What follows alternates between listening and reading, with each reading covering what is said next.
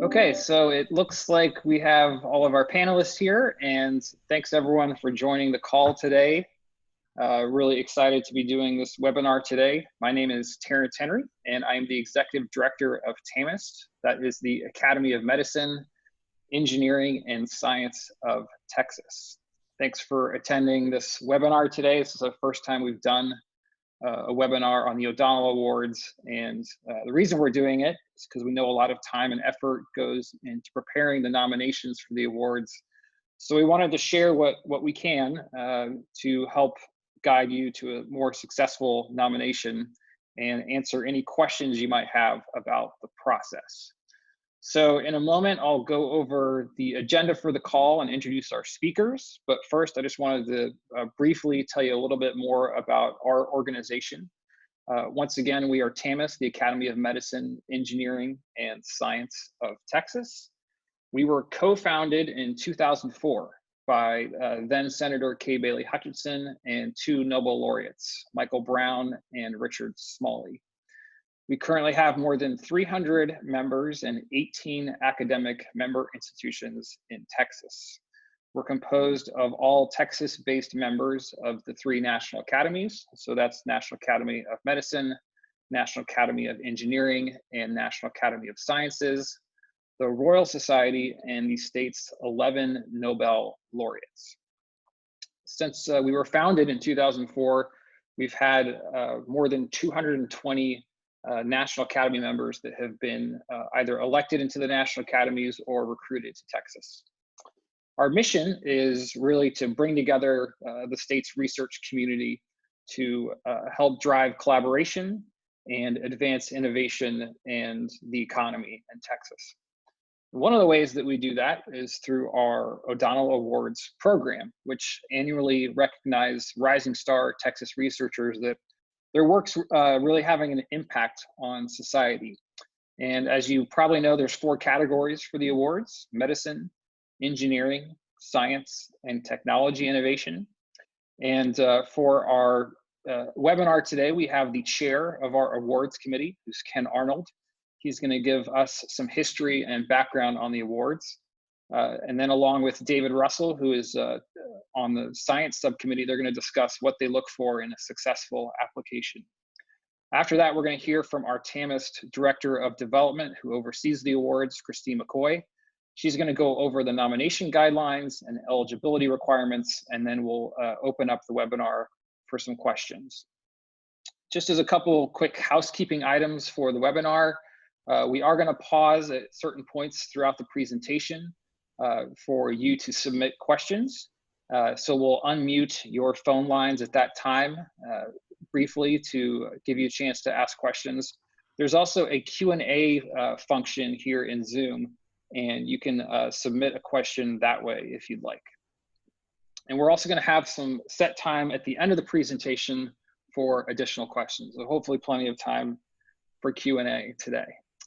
And with that, I'll now hand it over to Ken Arnold, chair of the Edith and Peter O'Donnell Awards Committee. Thanks, Ken. Okay.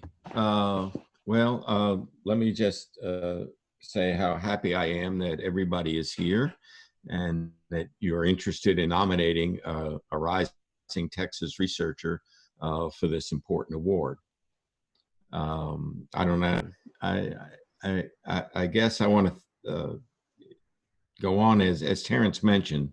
The awards were established in 2006 to recognize rising Texas researchers who are addressing the essential role that medicine, engineering, science, and technology play in society and whose work meets the highest standards.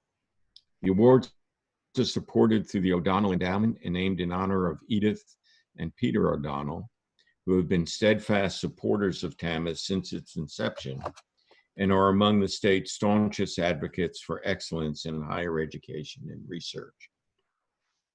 The Technology Innovation Award was added in 2008 to recognize individuals and research teams from non-academic institutions who have made a major innovative technology discovery with potential for making an impact on society. So we started off originally with 3 awards. one in engineering and medicine. And then we realized that there was a lot of research going on in the business sector of our economy. And it was very hard for anyone doing research in that area to compete for one of these awards. And that's why this was established in 2008 for technology innovation. To date, there have been 59 recipients of the awards, and 11 of these recipients have been elected to the national academies. Recipients of the awards each receive a medal that has a distinct pattern reflective of the discipline. They also receive a $25,000 honorarium and the opportunity to present at TAMEST annual conference. We say that's an opportunity, but it's really almost a requirement. We expect them to do that, and they've since all done so. The awards are presented to the recipients at the O'Donnell Awards dinner, which take place on the evening of the second day of the conference. TAMEST 2021 annual conference will be held January 12th through 14th, 2021 at the Westin Riverwalk Hotel in San Antonio. And that's the awards, that's when these awards will be given out.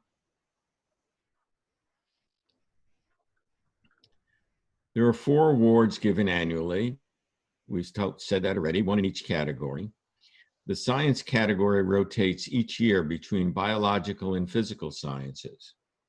For the 2021 O'Donnell Awards, the focus of the Science Award will be in biological sciences. Nominations from in science should come from academic institutions. Nominations for technology innovation should come from industry organizations. The awards committee is composed of a committee chair, that's me, and 12 TAMEST members, each serving a 3-year term. There are 4 subcommittees, each representing one of the 4 award categories. Subcommittees select finalists to advance to the external review stage, where National Academy members from outside of Texas review the finalists' materials and submit their comments. The Technology Innovation Subcommittee conducts their own site visits for the selected finalists rather than this outside review. And the majority of award recipients for each of our awards have been nominated in previous years. After a thorough review of the candidates, the awards committee recommends award recipients to be submitted to the Nobel Laureates Committee. The Nobel Laureates Committee, chaired by Dr. Joseph Goldstein, reviews the recommended recipients and submits their endorsements to the TAMEST Board of Directors for final improvement. So you can see it's a rather involved process. It is a very competitive process, and we really appreciate all the work that you put into the nomination process.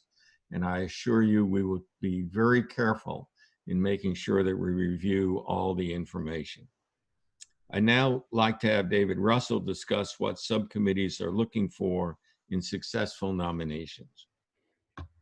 Good afternoon, and I'll add my thanks to those that can for being here today, especially given the unprecedented situation we're all experiencing. I've been a member of TAMEST since 2006 and a member of the O'Donnell Science Subcommittee group for 3 years now, and I'm actually the subcommittee chair this year.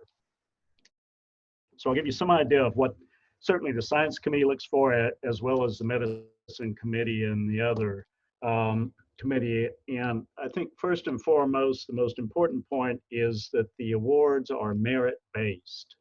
That is, we don't ask or look at which school won or which scientist or faculty member of the school won it last year and say, well, that school can't get it this year.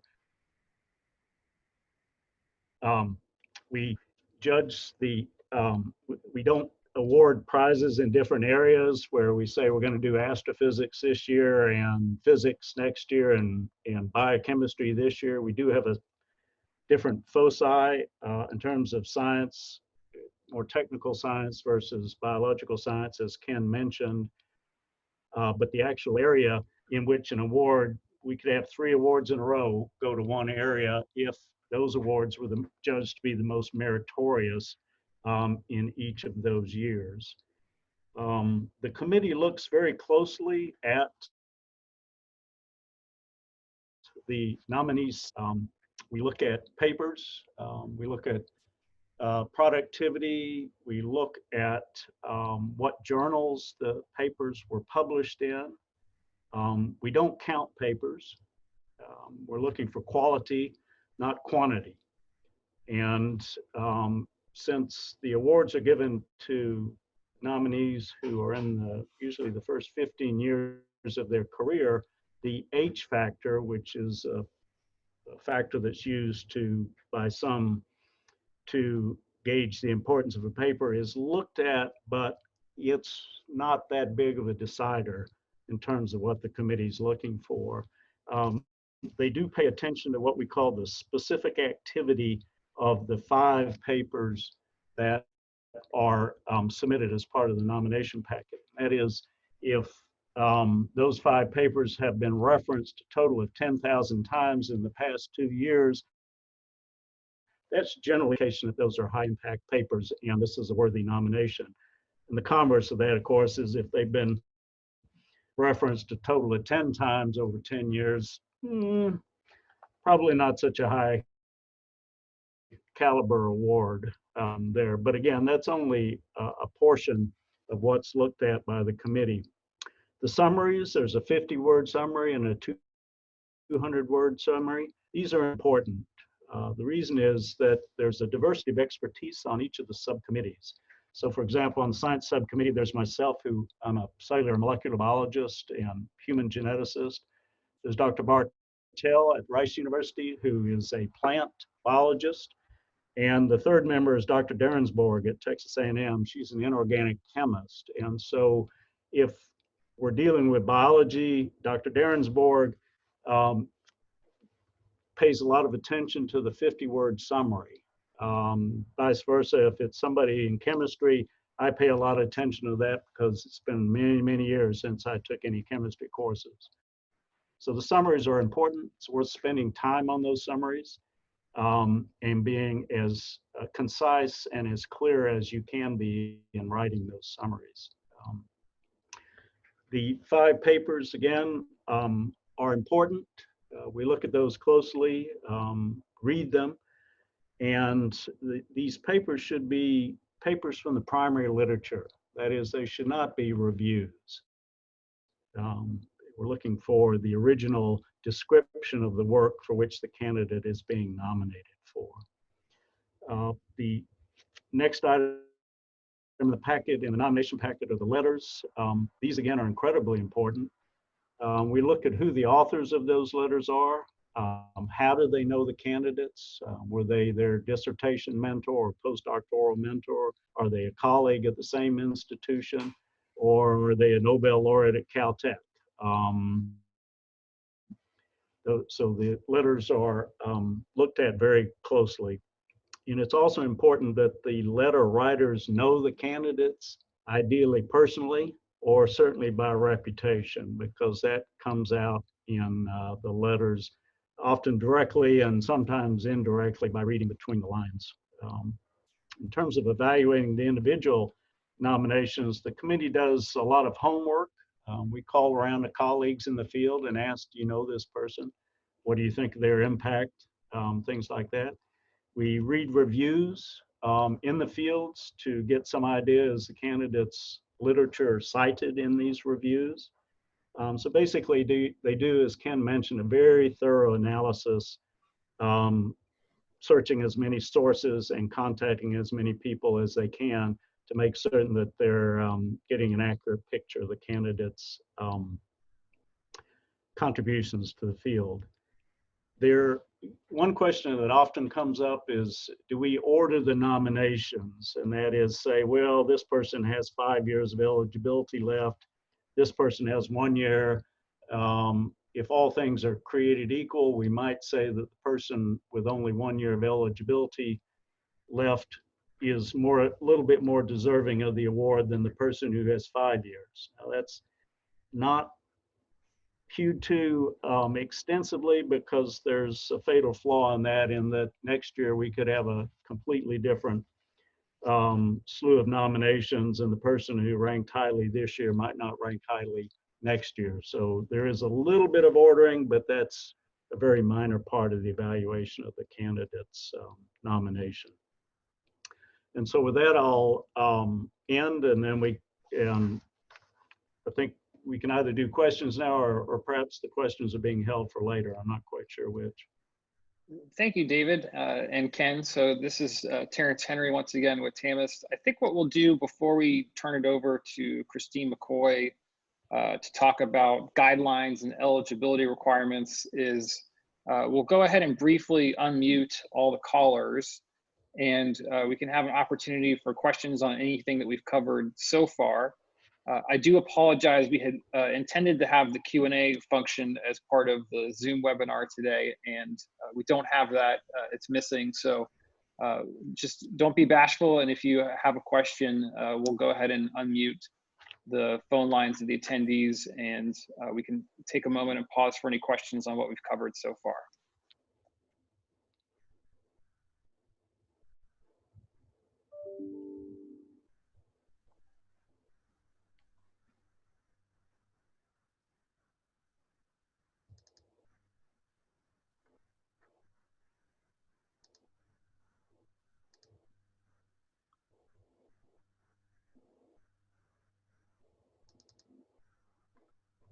Hi there. Yes, I have a question involving resubmitting candidates and the categories in which we place them. Is there any restrictions that I can nominate my candidate for more than one category, or must we decide one category and then submit it? Hi, this is Christine. So for the Medicine, Engineering, and Science Awards, yes, you can only nominate your nominee in one category. If you feel like they fall into two, maybe they're a bioscientist or bioengineer, and you feel like they could go science or engineering, put them into one category. Our subcommittees, at their discretion, they can move a candidate into another category if they think that that person might have a better chance, or if they feel like they don't fit into their category.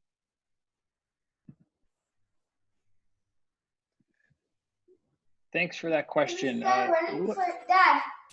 Sorry. Hello, I have. Yes. Hi, I have two questions. Thank you for the informative seminar. One is, could you describe the importance of the nominator letter? And the second question is, does a renominated package get evaluated fresh, as in previous years, you know, quote unquote, non-ranking? Does that impact or bias sort of how they do the following year, or are they completely independent in the different years? Thank you. I can take this is David. I can take a stab at answering that. First, we do in fact look at the nomination letter. You know, I think I would say myself, I rely a little heavier on the summaries to describe, you know, what the candidate's impact is. And then in response to your second question, the rankings are kept, but and occasionally during the discussion, somebody might say this candidate was nominated last year, but we start the rankings fresh each year. Thank you.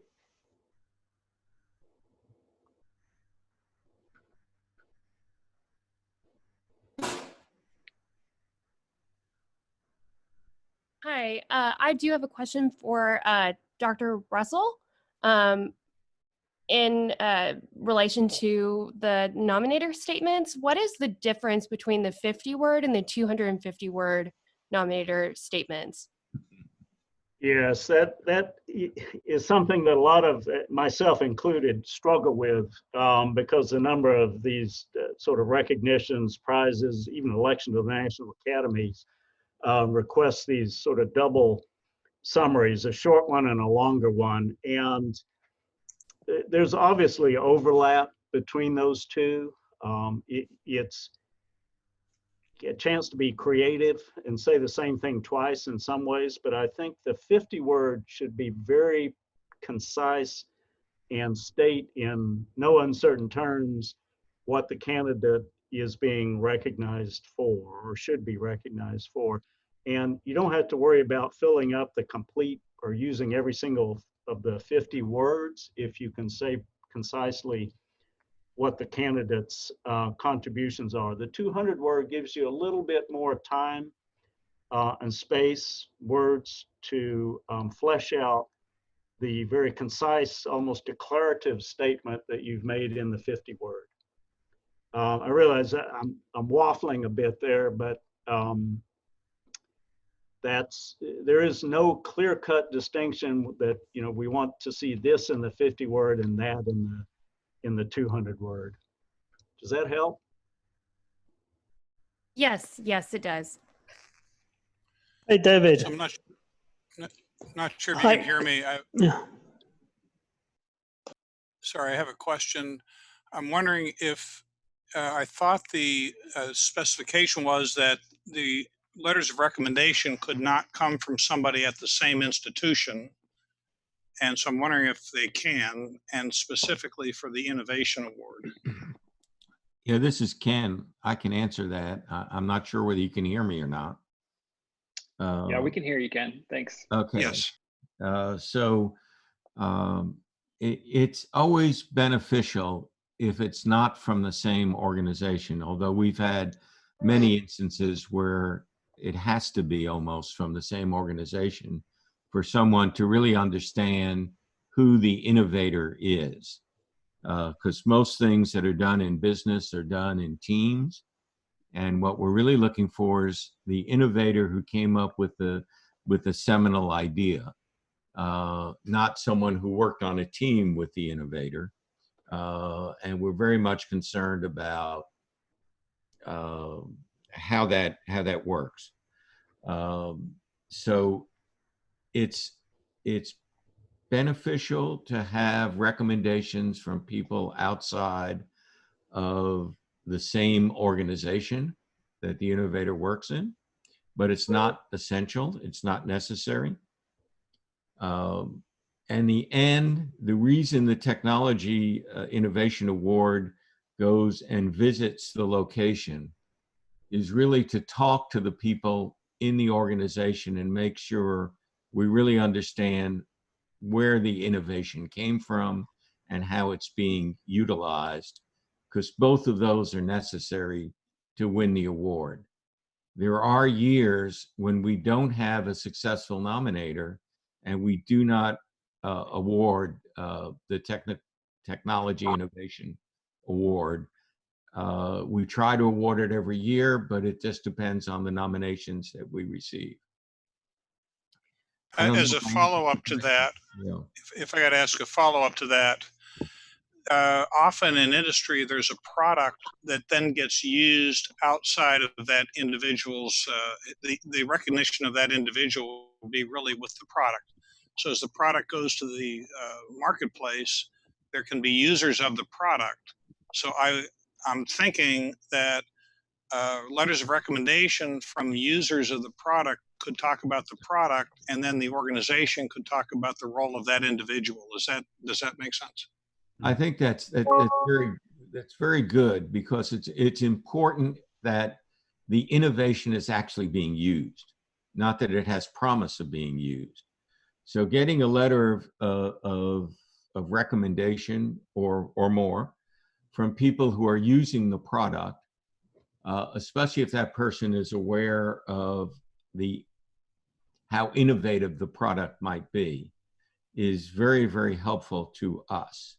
The nominator should really focus a lot on the innovation itself and the individual's role in that innovation, but also should address the product's use. But once again, having people from outside of the organization who can handle if they can't explain where the innovation came from, at least they can explain why it is an innovation. Or if they can't explain who did it. But normally what we found over the years is that the people who are submitting these references from outside the organization have been pretty closely involved in developing the product itself and are quite aware of the innovator as well. That's very good. Thank you. And this is David, just to clarify, for the Medicine, Engineering, and Science Awards, it is recommended in the guidelines that letters of support come from outside the institution in which the candidate resides. That being said, you'd be surprised how many times we get a letter from the institution itself. Thank you, David and Ken. I think we'll move on to the next part of the presentation here. We will have some additional time set aside after we go over the guidelines and eligibility requirements for more questions. So we'll now turn it over to Christine McCoy, who's our Director of Development, and she's going to go over some additional details about the awards nomination process. Okay. Thank you, Terrence, and good afternoon, everyone. Nomination guidelines and eligibility requirements differ between the Medicine, Engineering, and Science Awards and the Technology Innovation Award. For the Medicine, Engineering, and Science Awards, the nomination guidelines include nominators must choose only one category, medicine, engineering, or science, to designate their nominee. We encourage re-nominating candidates from previous years. Just remember that all eligibility requirements are met, and if anything has changed or needs to be updated for the nominee, please indicate that on the application form. Research teams may be nominated in any category. If a team receives the award, each team member will receive a citation and medal. However, the honorarium will be divided evenly among the team. Eligible nominators include TAMEST members, university presidents, chancellors, provosts, deans, and vice presidents for research. Eligibility requirements include the following criteria.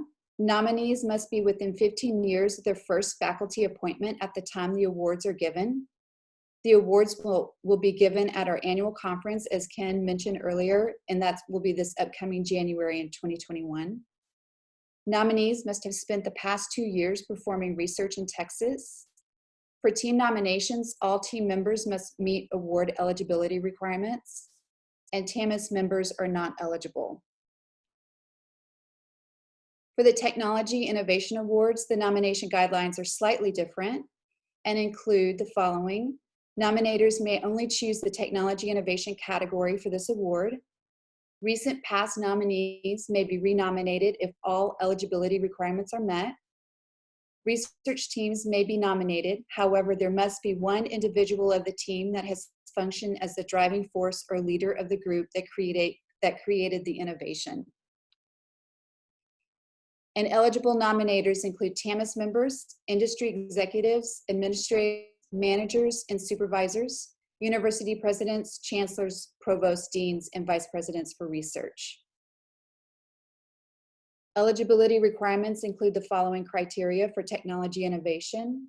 Nominees must be within 25 years from their first full-time industry-affiliated position at the time the awards are given, and again, that's January of 2021. Nominees must have been continually employed in the state of Texas for the past 2 years, and TAMEST members are not eligible.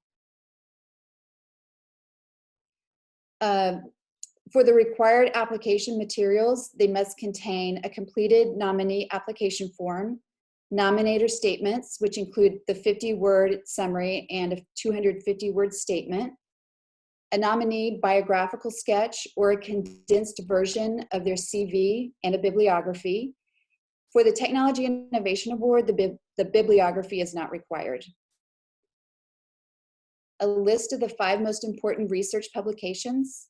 And for technology innovation, you may also include industrial reports, patents, and/or descriptions of contributions to company innovations as attested by company executives. And finally, 3 letters of support, ideally from outside of your university or organization. So to give you an idea of the process timeline, we begin in February, where we kick off the nominations open. April 30th is the deadline for submissions of the nominations. In May, each subcommittee reviews and discusses the nominations in their category and determines the candidates to move forward to the next step of review. In June, the full awards committee discusses the candidates to move forward to the next step of review, and top candidates' nomination materials for medicine, engineering, and science are submitted to external reviewers for ranking and comments. And these external reviewers are National Academies members who reside outside of the state of Texas. For technology innovation, site visits are conducted by the Technology Innovation Subcommittee in lieu of the external review step. In July, the full awards committee convenes to discuss the external reviewers' input and make final recommendations for the award finalists. In August, finalists are submitted to the Nobel Laureate Committee for their review and approval. In September, finalists are submitted to the TAMEST Board of Directors for final approval. And finally, in October, awards recipients are notified. So this slide right here shows some of our most recent O'Donnell Award recipients. And we have Bess Frost from UT Health San Antonio, who received the Medicine Award. Jeffrey Reimer from the University of Houston, who received the Engineering Award. Alessandra Corsi from Texas Tech University received the Science Award. And Christine Kieswetter and Deepak Kilpati from KCI in San Antonio received the Technology Innovation Award. Nomination guides, eligibility requirements, application forms, and frequently asked questions are accessible on the TAMEST website at tamest.org/O'Donnell-awards. And we can now open it up for more questions.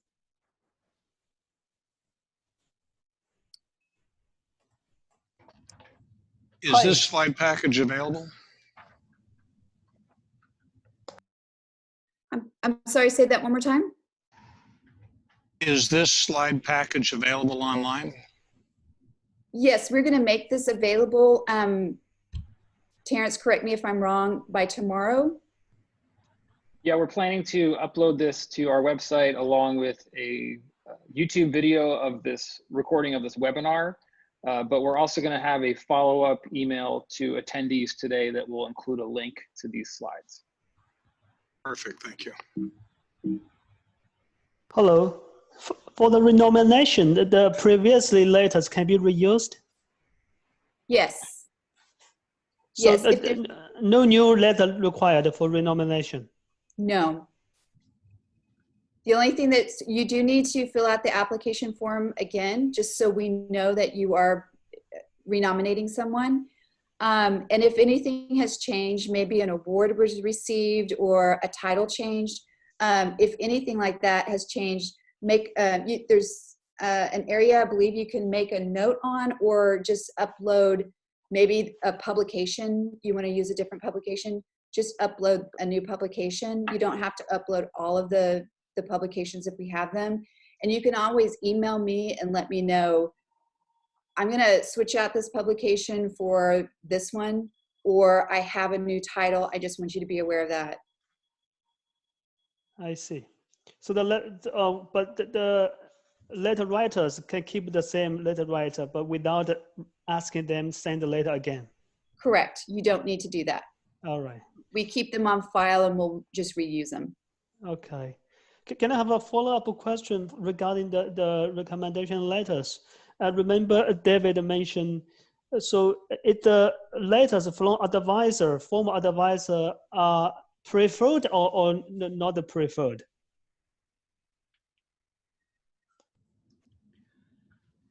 Oh, you know, that's seen two different ways. If it's not there, people ask, why is it not there? And if it's there, people ask, is that the best they could do?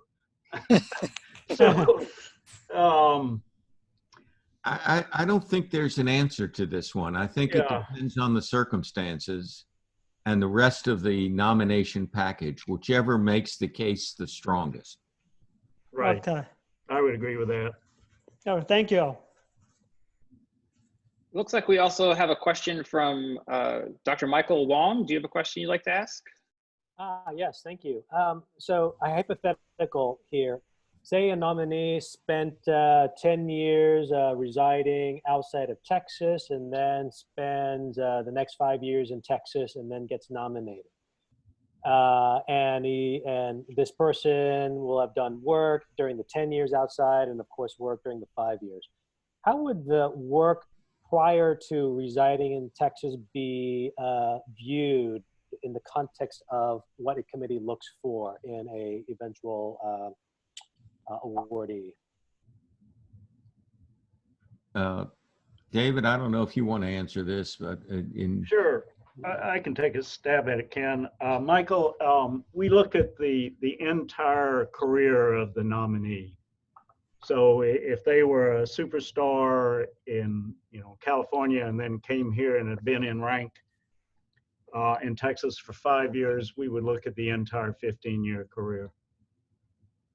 yeah, and let me add to that. We would like to see that he did something when he was in Texas. Okay, we don't want someone who just fell asleep when he got to Texas. If he's still active, that would be a good thing. Yes. Now, let me respond to a question you didn't ask, which comes up often for technology innovation. And that is what we're really looking for someone who did the innovation while working in business. We're not looking for someone who did research in an academic scenario and then went and formed a business to implement the research. Is that a clear distinction? Yes. Okay, this is truly for people who do their innovation in a non-academic setting.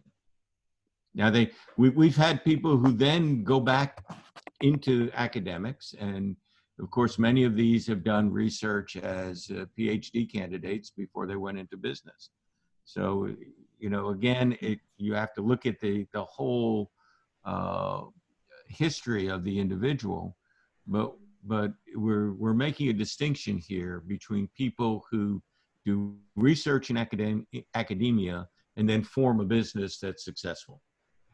That's really academic research as far as we're concerned in technology innovation. What we're looking for is people who actually made the innovation as part of their work in industry.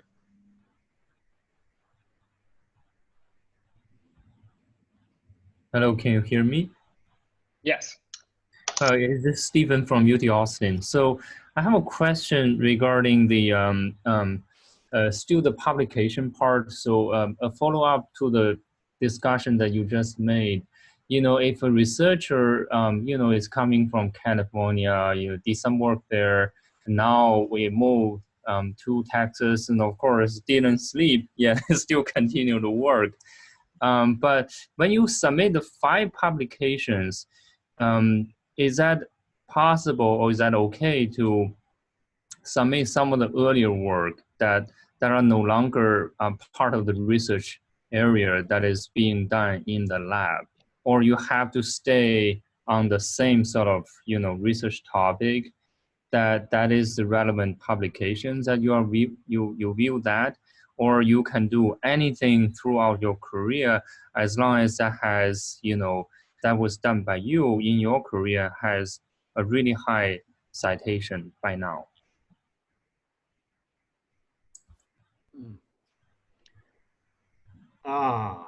Well, so if an individual makes more than one,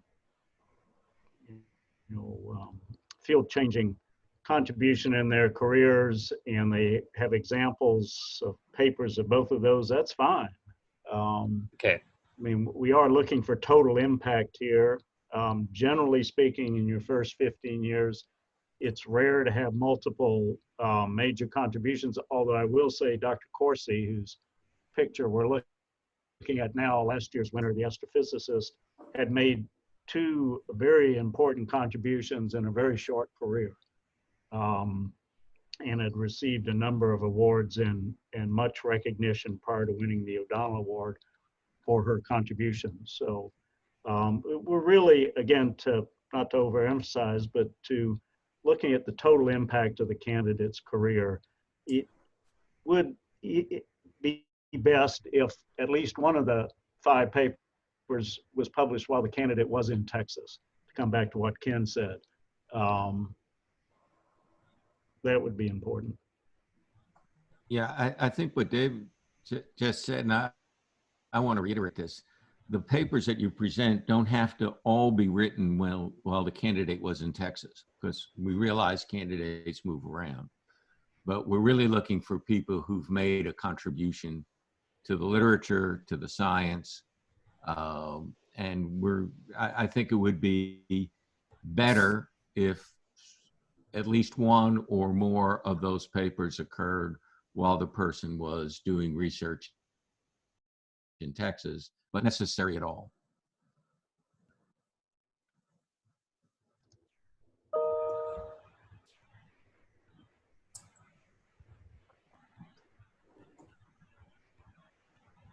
We have time allotted for additional questions. If there's any other questions from any of the attendees today, we'd be happy to hear them.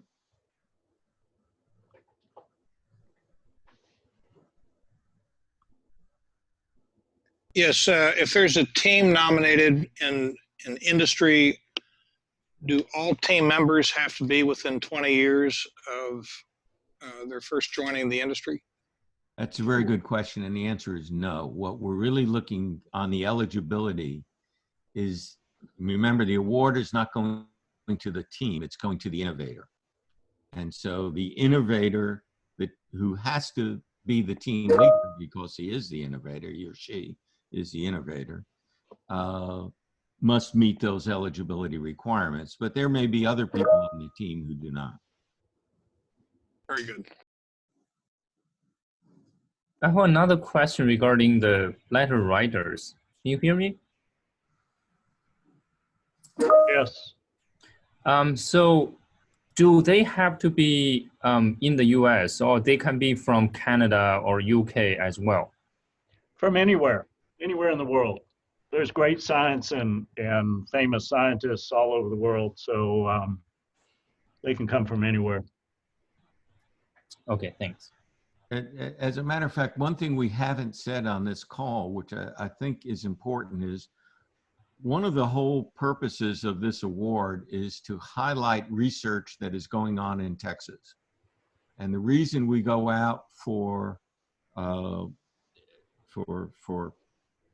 validation from National Academy members who are not in Texas, part of that reason is to kind of publicize what's going on in Texas, and that there are people doing valuable research here. So I don't think it's a negative at all if it's someone from outside of Texas or someone from outside of the United States who is in a strong position to give a reference, especially if that person is known in their field.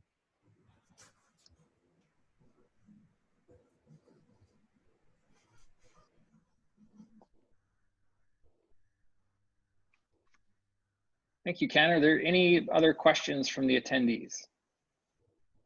Just if I could get a little clarification on the distinction of a team. There's certainly a team lead.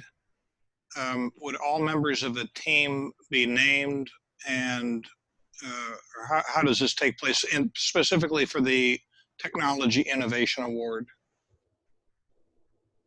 The award would go to the innovator. The innovator, in his presentation at the conference, will normally list all the members of his team as part of his PowerPoint presentation. But Christine, am I overlooking something here? No, that's correct. Last year we had 2 members, but it was from KCI who won the Technology Innovation Award, but they were not a team. So they both presented, But if it is a team, there will be the one person that's considered the lead that would be giving the presentation and would receive the award. Yeah, I Does may the add that application last reflect year, the team? I'm sorry, let me just say, last year was very unusual that we had 2 members, but the innovation was such that it was really, it really required us to list both of them as innovators in this, in the technology. But really, in reality, it was not a team effort. It was 2 individuals working one way and one working the other way that created the innovation. So in terms of this technology, the Innovation Technology Award, would the application itself list the team members, but really primarily focus on the innovator, the lead innovator? Yeah, I would focus on the innovator and not spend any time at all on the team members. Very good. The important thing is to get across the idea that this is the individual who actually innovated. Okay, and it's, we don't want the supervisor of a team where this thing just kind of developed as good engineering practice. We want a true innovator here, and that's what makes it very difficult. Okay.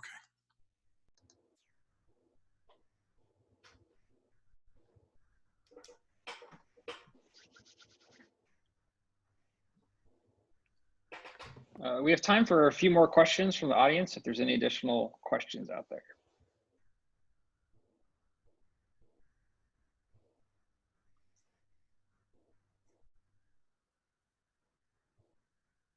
Well, we can go ahead and conclude for today. And thank you again, all of you, for joining us. Special thanks to Ken Arnold and David Russell for providing some of this insight today, hoping that this helps all of you as you prepare your nominations. As a reminder, the deadline for applications is April 30th of this year.